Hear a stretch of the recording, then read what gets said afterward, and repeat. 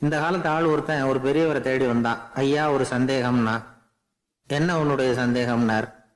பகுத்தறிவுன்னா என்ன, விதின்னா என்ன அப்படின்னு கேட்டான். இதுக்கு அவரு, இப்போ உன்னுடைய வலது காலை தூக்குன்னார். தூக்கணும். சரி, இப்போ உன்னுடைய வலது காலை கீழே இறக்காம உன்னுடைய இடது காலையும் தூக்குன்னார்.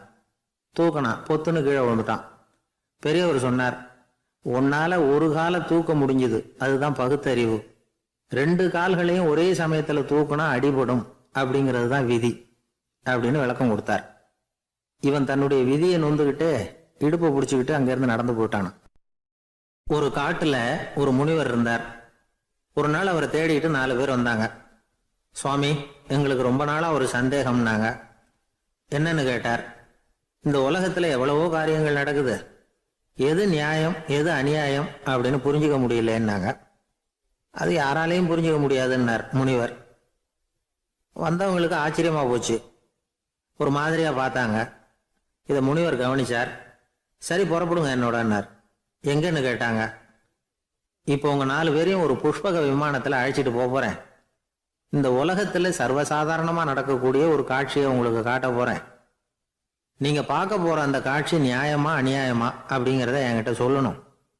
நீங்க சரியான பதில் சொன்னா புஷ்பக விமானத்துல தொடர்ந்து பிரயாணம் பண்ணலாம். தவறான பதில் சொன்னா இந்த புஷ்பக விமானம் உங்களை கீழே தள்ளி விட்டுரும் அப்படின்னார். 4 பேருக்கும் பயம்தான். இருந்தாலும் முனிவர் கூப்பிடுறாரு அப்படின்னு சொல்லி புறப்பட்டாங்க. அவங்க எல்லாரும் புறப்பட்டு ஒரு காட்டு வழியா போயிட்டு இருக்கிறாங்க புஷ்பக விமானத்துல. அங்க நடக்கிற ஒரு காட்சியை காட்டுறார் முனிவர். அதோ அங்க பாருங்கன்னார். அந்த விமானத்துல இருந்தபடியே எல்லாரும் கீழே குனிஞ்சு பாக்குறாங்க. அங்க ஒரு தாய் புலி அப்பதான் குட்டி போட்டிருக்கு. குட்டிகளை ஈன்ற உடனே பசிக்கு இறை தேடி அந்த பக்கமா வருது.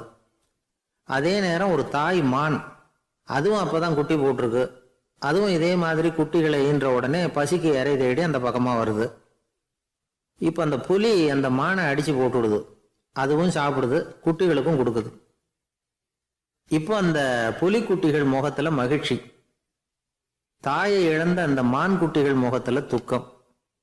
இப்போ அந்த முனிவர் 4 பேர்கிட்டையும் கேட்கிறார், நீங்க இங்க பாத்தீங்களே, இதுல எது நியாயம் எது அநியாயம்? ஒவ்வொருத்தரா சொல்லுங்க. உங்க பதில் சரியில்லைன்னா இந்த விமானம் உங்களை கீழே தள்ளி விட்டுரும். சொல்லுங்க பார்க்கலாம்னார். முதல்ல ஒருத்தன் சொன்னான், அந்த புலி செஞ்சது சரிதாங்க. அது பசிக்கு அதுதான் ஆகாரம். தன்னுடைய பசிக்கு தானே இறை தேடிக்கிட்டது. அதுல என்ன தப்பு? அவ்வளவுதான். அதனால புலி செஞ்சது நியாயம்தான் அப்படின்னா. அவ்வளவுதான். அந்த விமானம் அவனை அப்படியே கீழே தள்ளி விட்டுட்டுது. அதனால அவன் கொடுத்த பதில் சரியில்லை அப்படிங்கிறது புரிஞ்சு போச்சு. இப்ப 2வது ஆள் சொன்னான், புலி செஞ்சது பாவம், அந்த தாய்மான் என்ன தப்பு பண்ணிச்சு? இப்ப அந்த குட்டிகளுக்கு யாரு ஆதரவு? அதனால புலி செஞ்சது அநியாயம் அப்படின்னா. அவ்வளவுதான். அவனையும் கீழே தள்ளி விட்டுடுது அந்த விமானம். இந்த பதிலும் சரியில்லை அப்படின்னு ஆயிட்டுது. இப்போ 3வது ஆள் வந்தான். முதல்ல 2 பேர் கீழே விழுந்ததை பார்த்துக்கிட்டு இருந்தான். அதனால அவன் சொன்னான், 2மே நியாயம்தாங்க. புலி இறை தேடினதும் இயற்கை, அதுக்கு மான் இறையானதும் இயற்கை. அதனால இதுல ஒன்றும் தப்பு இல்லைன்னா. அவ்வளவுதான். அவனையும் அந்த விமானம் கீழே பிடிச்சி தள்ளி விட்டுது. இப்ப 4வது ஆள் வந்தான். முனிவர் கேட்டார், நீயாவது சொல்லுப்பா, இந்த செயல்ல எது நியாயம்னார். அவன் தெளிவா பதில் சொன்னான். அதாவது என்ன சொன்னான்னா, எனக்கு தெரியல அப்படின்னா. அவனை விமானம் கீழே தள்ளல, சௌரியமா அழைச்சிட்டு போட்டுது. இவனும் பிரயாணம் சௌக்கியமா பண்ணானான். ஆக இதுதான் சரியான பதில்ங்கிறத முனிவர் உணர்த்தினார். இந்த கதையிலிருந்து நாம புரிஞ்சுக்க வேண்டியது என்னன்னா, இந்த உலகத்துல எவ்வளவோ காரியங்கள் நடக்குது. அதெல்லாம் ஏன் அப்படி நடக்குதுங்கிறதுக்கு எப்பேற்பட்ட பண்டிதராலும் பதில் சொல்ல முடியாது. தெரியாததை தெரியாதுன்னு ஒத்துக்கிட்டா வாழ்க்கை பிரயாணம் சுகமா இருக்கும். அதனால தேவையில்லாத விஷயங்களை புரிஞ்சுக்கிறதுக்கு நேரத்தை செலவு பண்ணிட்டு இருக்க கூடாது. வாழ்க்கையை குழப்பிக்க கூடாது. வாழ்க்கைக்கு தேவையானது என்னவோ அதை மட்டும் புரிஞ்சுக்கிட்டா போதும். தான் மட்டும் வாழ்ந்தா போதும் அப்படின்னு நினைக்கிறவங்க உண்டு. தானும் வாழணும், அடுத்தவங்களும் வாழணும் அப்படின்னு நினைக்கிறவங்களும் உண்டு. முதல்ல சொன்ன வகையை சேர்ந்த மனிதர்கள் எப்படி தெரியுமா? எப்படியாவது தான் மட்டும் வாழ்ந்தால் போதுங்கிற நினைப்பு தான் எப்போ அவங்களுக்கு இருக்கும். தங்களுடைய வளர்ச்சிக்கு எது தடையா இருந்தாலும் சரி, யார் தடையா இருந்தாலும் சரி, அதை அழிச்சுட்டு தான் மறுவேலை பார்ப்பாங்க. அவங்க எல்லாம் பாவ காரியங்களுக்கு தயங்குறதே இல்லை. அப்படிப்பட்ட வாழ்க்கை அவங்களுக்கே இடைஞ்சல அமைஞ்சு விடுறது உண்டு. அதை விளக்கறதுக்கு ஒரு கதையும் உண்டு. ஒரு ஊர்ல அப்படிப்பட்ட ஆள் ஒருத்தன் இருந்திருக்கான். நிறைய பாவங்களை செஞ்சவன். அதன் காரணமா நரகப்படுகொழியில விழுந்துட்டான். நரகப்படுகொழிங்கிறது ஒரு பெரிய கிணறு மாதிரி. ஏற்கனவே பாவம் செஞ்சவங்க நிறைய பேர் அதில் விழுந்து கிடக்குறாங்க.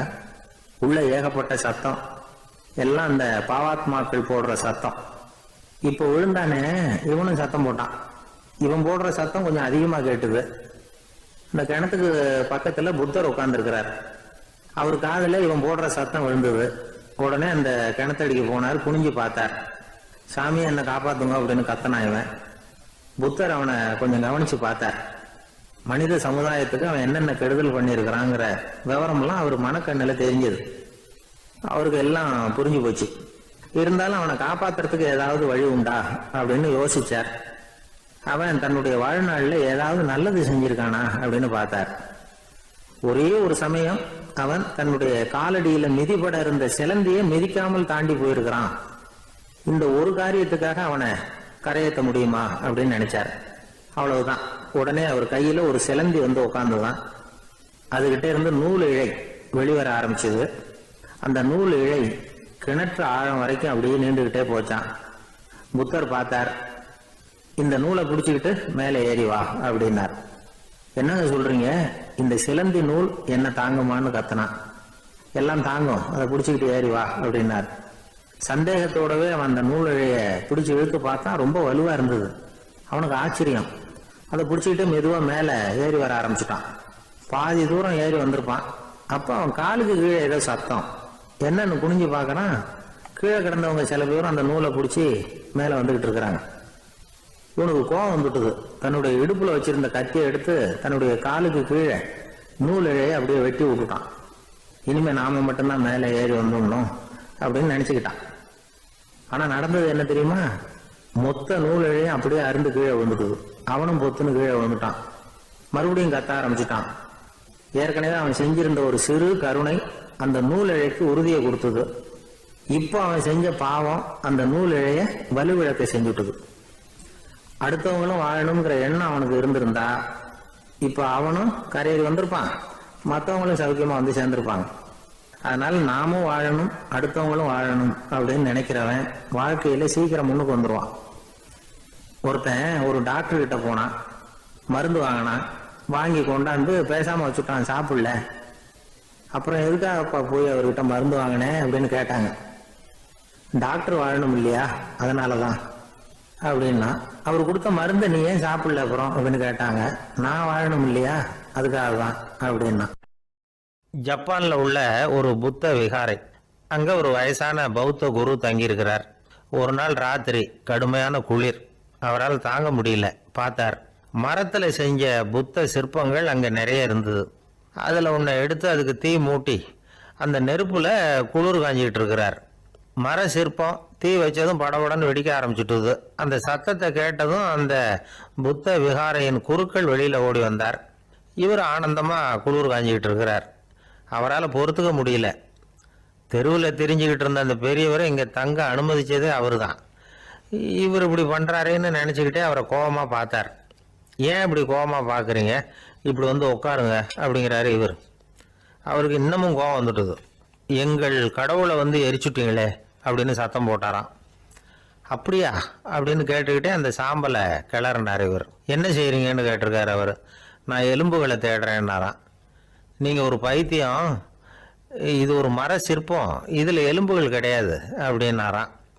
அவருக்கு கோபம் வந்துட்டுது. உடனே வெளியில் போங்கன்னு கத்தியிருக்கார். வெளியில் தள்ளி கதவையும் சாத்தி விட்டாராம்.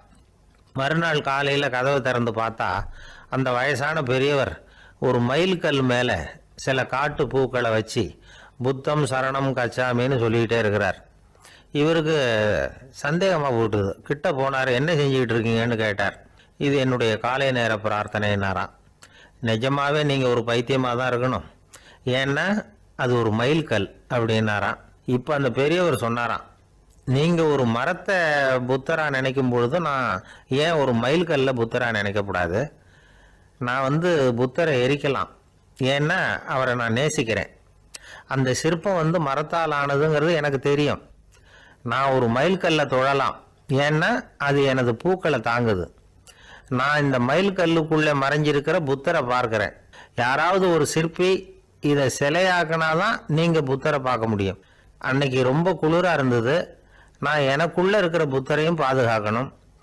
உள்ளே இருக்கிற புத்தரை காப்பாற்றுறதுக்காக வெளியில் உள்ள புத்தரை எரிக்கலாம். அதில் ஒன்றும் தப்பு இல்லை. அது அவருடைய போதனையிலேயே இருக்கு. உனக்குள் ஜோதியாக இரு அப்படிங்கிறது அவருடைய போதனை. என்னுடைய புத்தர் குளிரில் நடுங்கிட்டு இருந்தார். அந்த மர சிற்பங்கள் வெயில் மழையில் உணர்ச்சி இல்லாமல் இருந்தது. அதனால் அப்படி பண்ணினேன். ஆனால் நீங்கள் என்ன பண்ணீங்க? நான் ஒரு மர புத்தரை எரிச்சதுக்காக உயிருள்ள புத்தரை வெளியில் தள்ளி கதவை சாத்தினீங்க அப்படின்னாராம் அந்த பெரியவர்.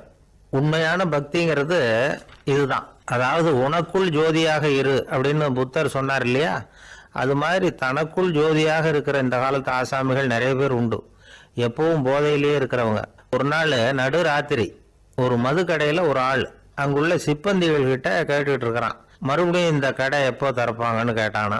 நாளைக்கு காலையில் 8 மணிக்கு திறப்பாங்க அப்படின்னு நானா அங்கே இருந்த ஆள். அவன் திருப்பி திருப்பி அதையே கேட்டுக்கிட்டு இருக்கான். இவனுக்கு பதில் சொல்லி சொல்லி அழுத்து போச்சு. அதான் சொல்கிறேன் ஐயா, நாளைக்கு காலையில் வா அப்படின்னாங்களாம். அதுக்கு இவன், நான் வர்றதுக்காக கேட்கலையா, நேற்றுக்கு வந்தவன் உள்ளேயே மாட்டிக்கிட்டேன், வெளியில் போகிறதுக்காக கேட்டேன் அப்படின்னானா. ஒரு ஊரில் ஒரு ராஜா இருந்தார். அவர் ஒரு பூனை வளர்த்தார். ரொம்ப செல்லமாக அவர் அந்த பூனையை வளர்த்தார். அவர் என்ன பண்ணுவார் தெரியுமா? இரவு நேரத்தில் அந்த பூனையோட தலையில் ஒரு விளக்கை வச்சுருவார். அந்த பூனை ரொம்ப ஜாக்கிரதையாக அந்த விளக்கு கீழே விழுந்துடாமல் பார்த்துக்கும். தலையை ஆட்டாமல் ரொம்ப நிதானமாக ராஜா பின்னாடி நடந்து போய்கிட்டே இருக்கும். அந்த விளக்கு வெளிச்சத்தில் எல்லா வேலைகளையும் செஞ்சிருவார். கையில் ஒரு விளக்கை தனியாக எடுத்துகிட்டு போக வேண்டிய அவசியமே இல்லை. விளக்கை தூக்கிட்டு போகிற வேலையை அந்த பூனை பார்த்துக்கும். அதனால் ராஜாவுக்கு அந்த பூனை மேலே ரொம்ப பிரியம்.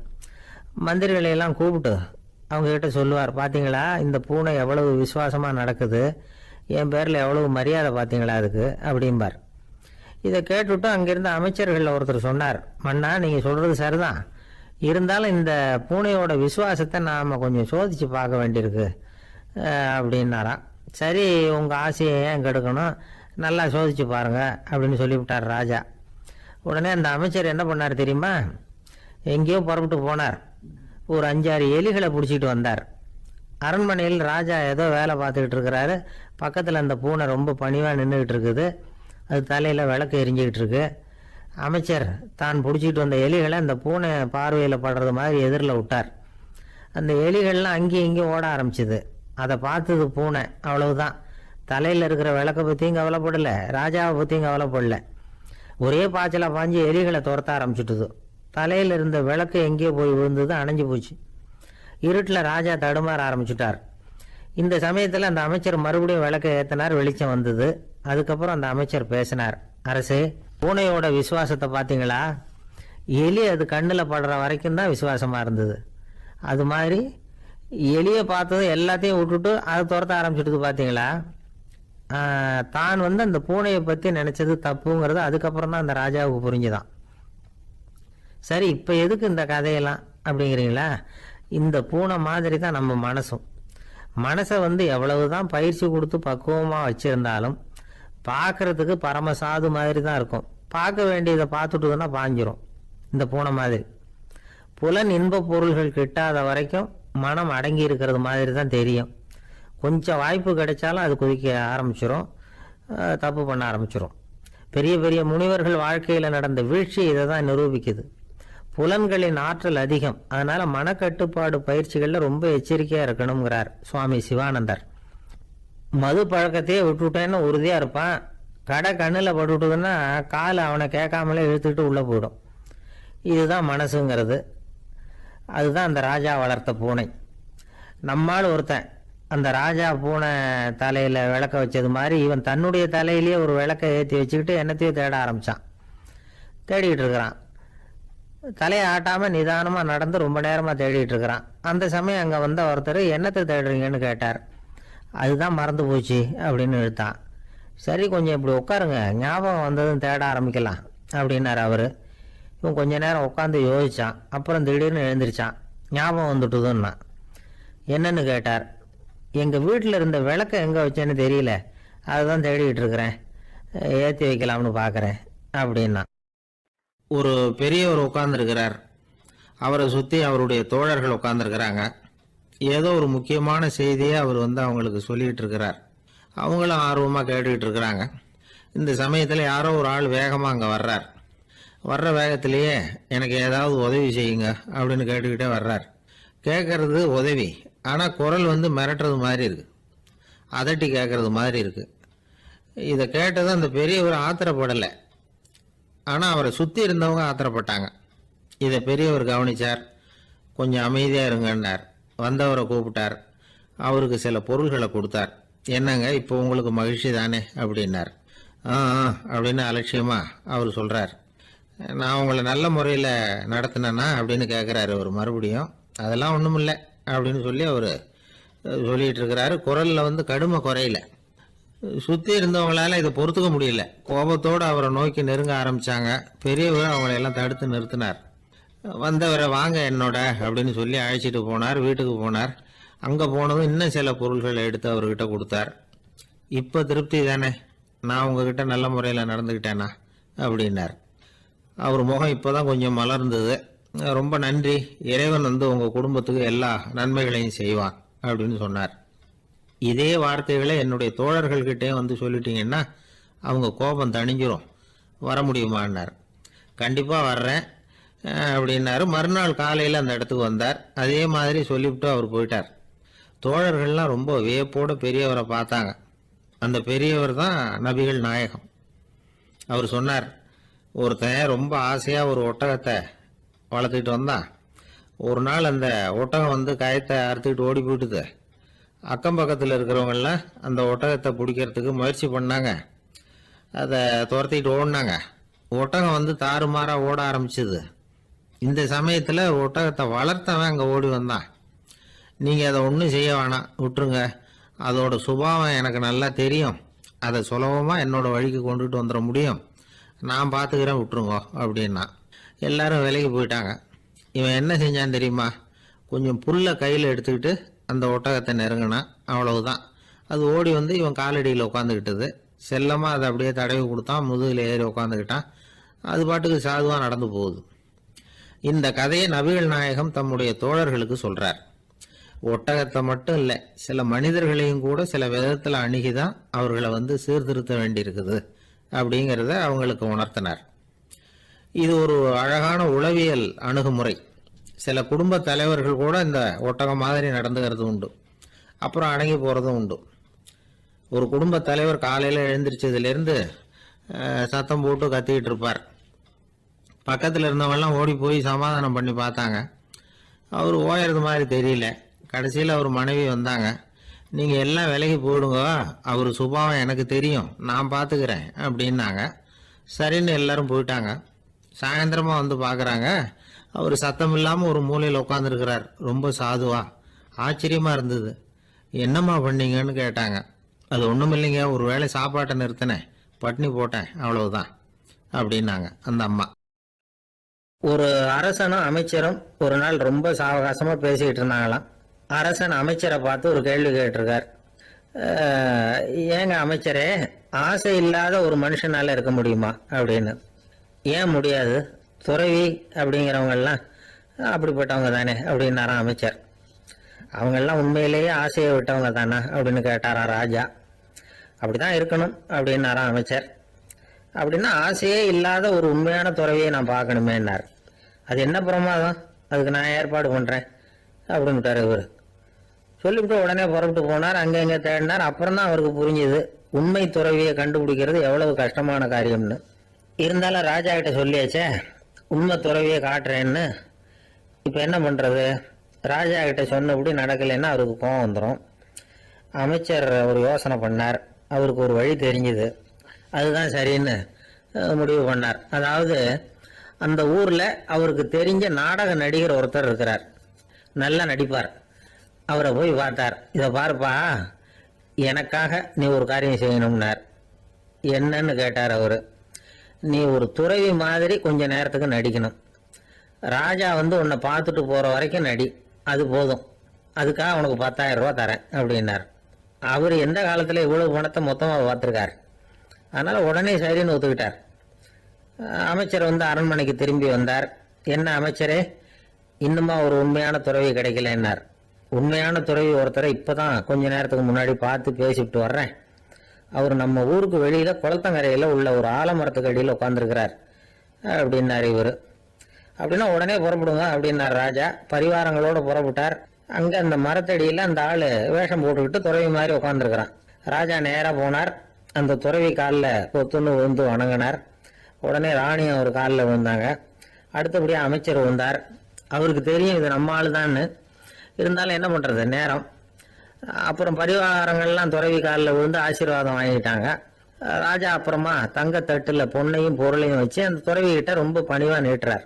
தாங்கள் தயவு பண்ணி இதை ஏற்றுக்கணும் அப்படின்னு வேண்டிக்கிட்டார். அந்த துறவி பற்று இல்லாமல் அதை பார்த்தார். எல்லாத்தையும் திறந்துட்ட எனக்கு இதெல்லாம் எதுக்காக அப்படின்னு சொல்லி அதை மறுத்துட்டாராம். ஆஹா, உண்மையான துறவியை பார்த்துட்டோம் அப்படிங்கிற ஆனந்தம் அரசருக்கு. ரொம்ப நிம்மதியாக திருப்தியாக திரும்பி வந்தார் அரண்மனைக்கு. அதுக்கப்புறம் அமைச்சர் யாருக்கும் தெரியாமல் அந்த துறவிகிட்ட ஓடினார். சொன்ன பிரகாரம் பணத்தை நீட்டினார். இந்தப்பா, நான் உங்ககிட்ட சொன்னபடி 10,000 ரூபா பணம் எடுத்துக்கோ அப்படின்னார். அந்த ஆள் ராஜா கிட்ட சொன்னது மாதிரியே எல்லாத்தையும் திறந்துட்ட எனக்கு இதெல்லாம் எதுக்காக வேணாம் அப்படின்னு விட்டாராம். நடித்த வரைக்கும் போதும்ப்பா, இனிமேல் இந்த நாடக வசனம்லாம் வேணாம், வேஷத்தை கலைச்சிரு, பணத்தை வாங்கிக்கொண்டார். இல்லைங்க, இது வேஷம் இல்லை, இது வசனமும் இல்லை, இது உண்மை. கொஞ்ச நேரம் துறவி மாதிரி நடித்ததுக்கே இந்த தேசத்து ராஜா ராணி அமைச்சர் பரிவாரங்கள் எல்லாம் என் காலில் விழுந்து வணங்குறாங்க. அப்படின்னா உண்மையான துறவியாக இருக்கிறது எவ்வளவு பெருமையான விஷயம். நான் உண்மையான துறவியாக ஆக போகிறேன், அப்படி முடிவும் பண்ணிட்டேன் அப்படின்னார் அந்த நடிகர். வேஷம் கூட எப்படிப்பட்ட விளைவுகளை உண்டு பண்ணுது பார்த்தீங்களா. நம்மால் ஒருத்தன் ரொம்ப வசதியாக தான் இருந்தான். ஒரு நாள் அவன் சொத்து பூரா திருட்டு போட்டுது. அதுக்கப்புறம் இவன் துறவி மாதிரி ஆயிட்டான். ஊர் ஊரா சுத்தினான். ஒரு குருநாதரை தேடி கண்டுபிடிச்சான். அவர்கிட்ட சீடனா சேர்ந்துக்கிட்டான். அவனை பார்த்து ஒருத்தர் கேட்டார், நீ உண்மையான சீடன் தானேன்னு. இல்லைங்க, சீடன் மாதிரி நடிச்சுக்கிட்டு இருக்கிறேன் அப்படின்னா. அது குரு துரோகம் இல்லையா அப்படின்னு கேட்டார் அவர். இல்லைங்க, நான் பண்ணது குரு துரோகம் இல்லை, என் குரு பண்ணது தான் துரோகம். என்னுடைய பணத்தை கொள்ளையடிச்சது இவர் தான். அதை எங்க வச்சிருக்காருன்னு கண்டுபிடிக்கிறதுக்காக தான் இவர்கிட்ட வந்து சீடனா சேர்ந்துருக்கிறேன் அப்படின்னானா. ஒரு மனுஷனுக்கு 3 விதத்துல கர்வம் உண்டாகிறதுக்கு வாய்ப்பு உண்டு. பணம், பதவி, புகழ். பணம் அதிகமாக வந்தால் கர்வம் வரலாம். பதவி பெருசாக வந்துட்டுதுன்னா கர்வம் வரலாம். புகழ் அதிகமாக போனாலும் கர்வம் வரலாம். இந்த 3 வகையான கர்வத்துக்கும் இடம் கொடுக்காம இருக்கிறாங்க பாருங்க, அவங்க தான் சிறந்த மனிதர்கள்.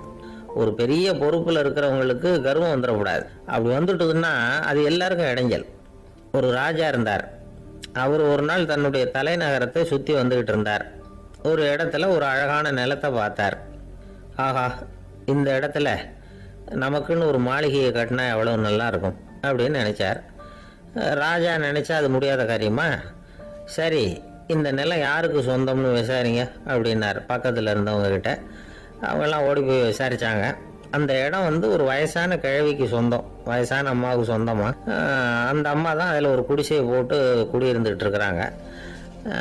சரி, அந்த நிலத்துக்கு வந்து ஒரு விலையை நிர்ணயம் பண்ணி அதை அந்த வயசான அம்மா கிட்ட கொடுத்துருங்க அப்படின்னு உத்தரவு போட்டார் ராஜா.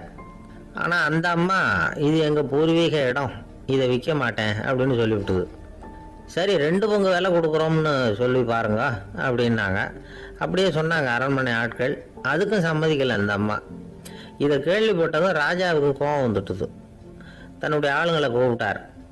போய் அந்த குடிசையை பிரித்து எறிங்க, காசெல்லாம் ஒன்றும் கொடுக்காதீங்க அப்படின்னு கத்தினார்.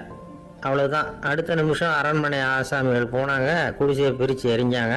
அந்த வயசான அம்மா இருக்கு, அதுவும் அந்த இடத்த விட்டு துரத்தி விட்டாங்க. அந்த இடத்துல ஒரு அரச மாளிகையை கட்டி முடிச்சுட்டாங்க. அந்த வயசான அம்மா பாவம், ராஜாவே இப்படி பண்ணால் யாருக்கிட்ட போய் முறையிட முடியும்? ஒரு ஞானி இருந்தார், அவர்கிட்ட போய் சொன்னாங்க.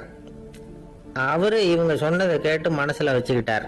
ஒரு நாள் அந்த ராஜாவே இந்த ஞானியை கூப்பிட்டார். புதுசாக ஒரு மாளிகை கட்டியிருக்கிறேன், வந்து பாருங்கன்னு. சரின்னு சொல்லி இந்த பெரியவர் ஒரு நாள் இந்த மாளிகைக்கு போனார். சும்மா போகல, ஒரு கழுதையையும் ஓட்டிகிட்டு போனார். கொஞ்சம் சாக்குகள், வெத்து சாக்கு, அதையும் எடுத்து கழுதை முதுகில் போட்டு கழுதையை ஓட்டிகிட்டு போகிறார். ராஜா பார்த்தார். அவருக்கு இது ஆச்சரியமாக இருந்தது. என்ன இது, மாளிகைக்கு வந்துட்டு போங்கன்னு கூப்பிட்டா கழுதை சாக்கு இதெல்லாம் கொண்டு வராரு, ஒன்றும் புரியலையேன்னு நினச்சார். எதுக்காக இதெல்லாம்னு கேட்டார். அரசருடைய தோட்டத்திலேருந்து கொஞ்சம் மண் எடுத்துகிட்டு போகிறதுக்கு ஆசைப்பட்றேன், அதுக்கு நீங்கள் அனுமதி கொடுக்கணும் அப்படின்னாரு இவர். இது என்ன வேடிக்கையான கோரிக்கையாக இருக்குது அப்படின்னு நினச்சார் ராஜா. இருந்தாலும் மண்ணு தானே கேட்குறாரு, எடுத்துகிட்டு போகட்டுமே அப்படின்னு நினச்சார். சரின்னு அனுமதி கொடுத்தார். அந்த பெரியவர் தோட்டத்துக்கு போனார், மண்ணை வெட்டினார், சாக்கில் போட்டு நிரப்புனார். ராஜாவை கொஞ்சம் கிட்ட வாங்கன்னு கூப்பிட்டார். இந்த மண் மூட்டையை தூக்கி கழுதையோட முதுகில் வைக்கணும், கொஞ்சம் உதவி பண்ணுங்கன்னார். ஓ பண்ணுறேனே அப்படின்னு சொல்லி ராஜா கிட்ட போனார். மூட்டையை தூக்கி பார்க்குறாரு, முடியல, திணறி போயிட்டார். இப்போ அந்த ஞானி பேசினாராம். அரசே, இந்த ஒரு சாக்கு மண்ணையே உங்களால் தூக்க முடியல, அந்த கிழவிகிட்ட இருந்து அந்த அக்கிரமமாக அபகரித்த இந்த தோட்டம் பூராவையும் சுமக்கணும்னு ஆசைப்படுறீங்களே, அது உங்களால் முடியுமா அப்படின்னு கேட்டாராம். ராஜா யோசனை பண்ண ஆரம்பித்தார். தன்னுடைய செயலுக்காக வருத்தப்பட்டாராம். அந்த வயசான அம்மாவை உடனடியாக வரவழைச்சார். தாயே, தப்பு பண்ணிட்டேன், என்னை மன்னிச்சுக்குங்க, இன்னையிலேருந்து இந்த மாளிகையும் தோட்டமும் உங்களுக்கு தான் சொந்தம் அப்படின்னு சொல்லிவிட்டாராம். போகிறப்ப இந்த உலகத்திலேருந்து என்னத்தை எடுத்துகிட்டு போக போகிறோம், அதனால் ரொம்பவும் அலட்டிக்க வேண்டியதில்லை, கர்வப்பட வேண்டியதில்லை அப்படிங்கிறது ஒரு பெரிய உபதேசம். ஒரு பெரிய மனுஷன் சாக கிடந்தார், ரொம்பவும் அழுதார். ஏன் அழறீங்க அப்படின்னு கேட்டாங்க சுற்றி இருந்தவங்க. நான் சாகிறதுக்காக கவலைப்படலை, நான் நம்ம ஜனங்களுக்காக எவ்வளவோ காரியம்லாம் செஞ்சுக்கிட்டு வந்தேன். நான் செஞ்சுக்கிட்டு வந்த சேவையை இனிமேல் யார் செய்ய போகிறாங்க, அது யாரால முடியும், அதை நினச்சி தான் அழறேன் அப்படின்னாராம். ஒருத்தர் முன்னாடி வந்தார். அதுக்காக நீங்கள் கவலைப்படாதீங்க, உங்கள் சேவையை தொடர்ந்து செய்கிறதுக்கு என்ன மாதிரி இளைஞர் பட்டாலும் தயாராக இருக்குது, இருந்தாலும் எங்கள் கவலை என்னன்னா அப்படின்னு இழுத்தார். என்ன சொல்லுங்கன்னு கேட்டார் அவர். நீங்கள் இது வரைக்கும் என்ன சேவை செஞ்சுக்கிட்டு வந்தீங்க, அதுதான் எங்களுக்கு இன்னமும் புரியாத புதிராக இருக்குது அப்படின்னாராம் அவர். இந்த காலத்துக்குள்ள ஒருத்தன் தன்னோட அப்பாவை பார்த்து சொன்னான், அப்பா, நான் உனக்கு உதவி செய்யலாம்னு நினைக்கிறேன், என்ன உதவி செய்யணும்னு சொல்லு அப்படின்னா. நீ சும்மா இருந்தால் அதுவே எனக்கு செய்கிற பெரிய உதவிடா அப்படின்னார் அப்பா. சும்மா இருக்கிறதும் ஒரு உதவி தான், அது மாதிரி மௌனமும் ஒரு சமூக சேவை தான் அப்படிங்கிறார் காஞ்சி பெரியவர். நமக்கு 5 புலன்கள் இருக்குது, மெய், வாய், கண், மூக்கு, செவி. இந்த 5லேயும் அதிகப்படியான வேலை எதுக்குன்னு நினைக்கிறீங்க? வாய்க்கு தான். ஏன்னா அதுக்கு 2 வேலை. இப்போ கண்ணுக்கு பார்க்குறது மட்டும்தான் வேலை, காதுக்கு கேட்கறது மட்டும்தான் வேலை, மூக்குக்கு வாசனை அறியறது தான் வேலை, உடம்புக்கு உணர்றது மட்டும்தான் வேலை.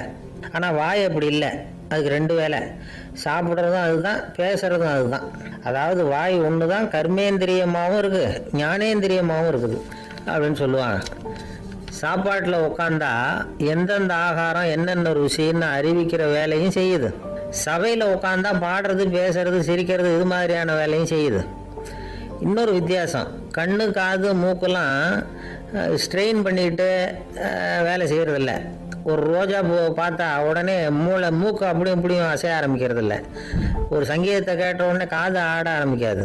ஆனால் வாய் அப்படி இல்லை, அது பேசினாலும் சரி சாப்பிட்டாலும் சரி அசைஞ்சு தான் ஆகணும். ஆக மற்றதை விட வாய்க்கு வேலை ஜாஸ்தின்னு தெரியுது. சாப்பிட்றது, பேசுறது அப்படின்னு 2 காரியம் அதுக்கு. இப்படி 2 காரியம் இருக்கிறதுனால அது 2ஐயும் பாதியாக குறைச்சிக்கணுங்கிறது கடவுள் அபிப்பிராயமாக இருக்கணும் அப்படிங்கிறார் காஞ்சி பெரியவர்.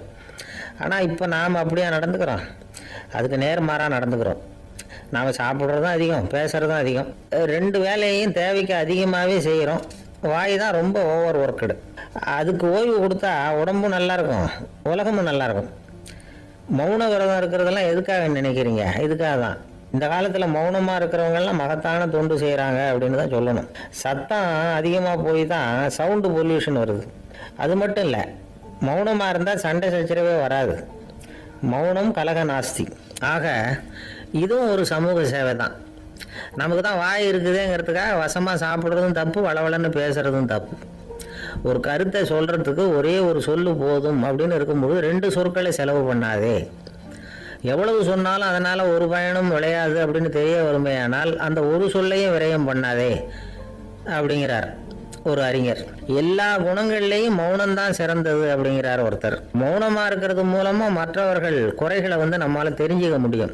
அதே சமயத்தில் நம்மகிட்ட இருக்கிற குறைகளை மற்றவங்களுக்கு தெரியாமல் மறைச்சிக்கவும் முடியுங்கிறார் அவர். உண்மைதானே? ஒரு பெரிய மேடை பேச்சாளர், பொது வாழ்க்கையில் 25 வருஷ காலமாக ஈடுபட்டிருக்கிறவர்.